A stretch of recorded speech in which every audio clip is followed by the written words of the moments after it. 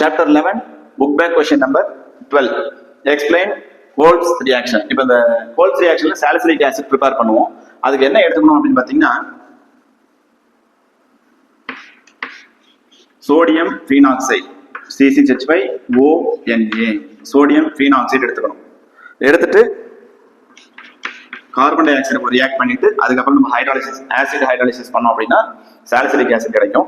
So இதுதான் reactant ரெண்டும். But இந்த C6H5ONa அப்படிங்கிறது எப்படி ப்ரிப்பேர் பண்றது அதுல இருந்து நம்ம எழுதிக்கணும். ஃபர்ஸ்ட் ஃபீனால் எடுத்துக்கிறோம். C6H5OH ஃபீனால் எடுத்துட்டு இந்த சோடியம் ஹைட்ராக்சைடு கூட ரியாக்ட் பண்ணணும். ஸோ இந்த H அண்ட் சோடியம் ஹைட்ராக்சைடில் இருக்கிற OH ரெண்டும் சேர்ந்து H2O எலிமினேட் ஆயிடும். H2O எலிமினேட் ஆயிட்டு C6H5O இந்த Na வந்து சப்ஸ்டிட்யூட் ஆகும்.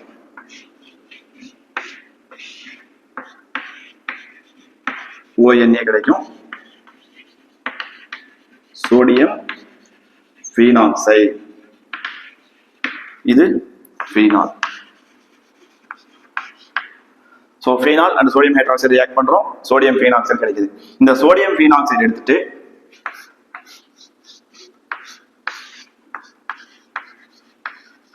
பிளஸ் கார்பன் டை ஆக்சைடு நம்மளுக்கு கொடுத்துருக்கோம் இல்லையா, sodium phenoxide and carbon di oxide at 400 Kelvin and 4 to 7 bar pressure.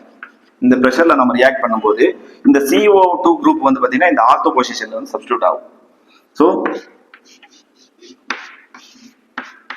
ONa இருக்கு. இந்த ONa என்ன பண்றோம்,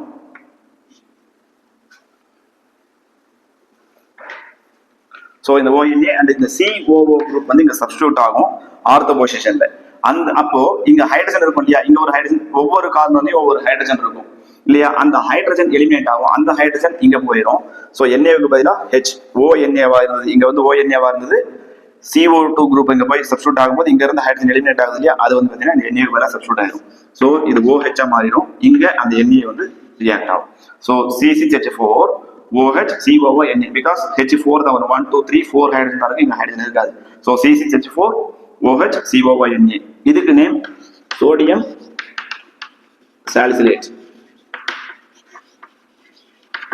ஓகே, இதை நம்ம என்ன பண்றோம், ஆசிட் ஹைட்ராலிசிஸ் பண்ணணும். H3O பிளஸ் இல்லைன்னா H பிளஸ் பார் H2O எப்படி வேணாலும் ரியாக்ட் பண்ணலாம். ஸோ இந்த H2O வந்து பார்த்தீங்கன்னா H பிளஸ் OH மைனஸ் எழுதிக்கலாம்.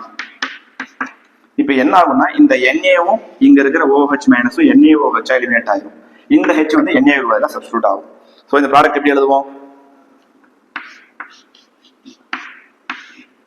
மேல OH இங்க COO இந்த H.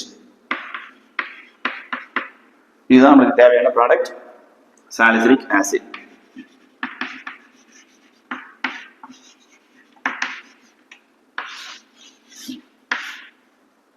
சிம்பிள். ஃபர்ஸ்ட் என்ன பண்றோம், சோடியம் சோடியம் ஃபீனாக்சைடு ரெண்டு கார்பன் டை ஆக்சைடு ரியாக்ட் பண்ணணும். அந்த சோடியம் ஃபீனாக்சைடு ஃபார்ம் பண்றதுக்காக நம்ம ஃபீனால் எடுத்துட்டு சோடியம் ஹைட்ராக்சைடு ரியாக்ட் பண்றோம். H2 எலிமினேட் ஆயிட்டு Na சப்ஸ்டிட்யூட் ஆகுது. ஸோ சோடியம் ஃபீனாக்சைடு கிடைச்சது. அந்த sodium phenoxide plus carbon di oxide at 400 Kelvin 4 to 7 bar pressure.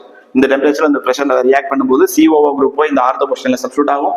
அப்ப வந்து இங்க இருக்கிற ஹைட்ரஜன் எலிமினேட் ஆகும் இல்லையா, அந்த ஹைட்ரஜன் எங்க போயிடும், Na இங்க வந்துடும்.